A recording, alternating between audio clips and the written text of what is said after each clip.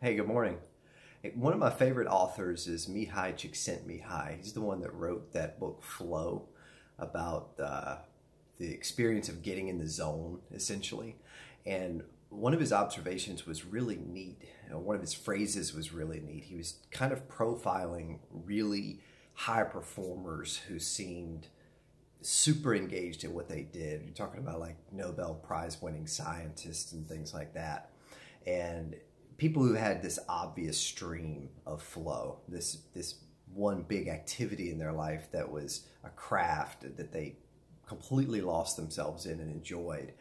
But the phrase that, or the observation that I think he found interesting, that I found really interesting too, was he said they enjoyed what they did, but it seemed like they enjoyed doing almost everything. And that was really cool to me. And I've got a quote I want to read to you, not from that section, but from one of the parts in his book, Flow. And it goes like this. It says, "The old woman who farms in the Alps, the welder in South Chicago, and the mythical cook from ancient China have this in common. Their work is hard and unglamorous, and most people would find it boring, repetitive, and meaningless. Yet these individuals transformed their jobs they had to do into complex activities. They did this by recognizing opportunities for action where others did not, by developing skills, by focusing on the activity at hand, and allowing themselves to be lost in the interaction so that their selves could emerge stronger afterward. Thus transformed, work becomes enjoyable, and as the result of a personal investment of psychic energy, it feels as if it were freely chosen as well." I love that.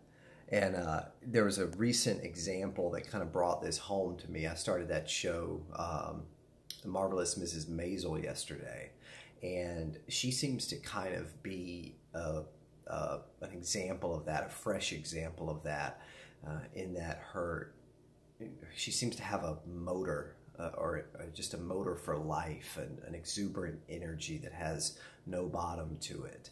And no matter what she's doing, whether she's making a brisket to sweet talk the scheduler, to schedule her mediocre husband a better time slot for stand-up, whether it's her doing stand-up, her emerging craft, or whether it is her working at the makeup counter, she seems to exude this energy and this enthusiasm and this zest for whatever she's doing.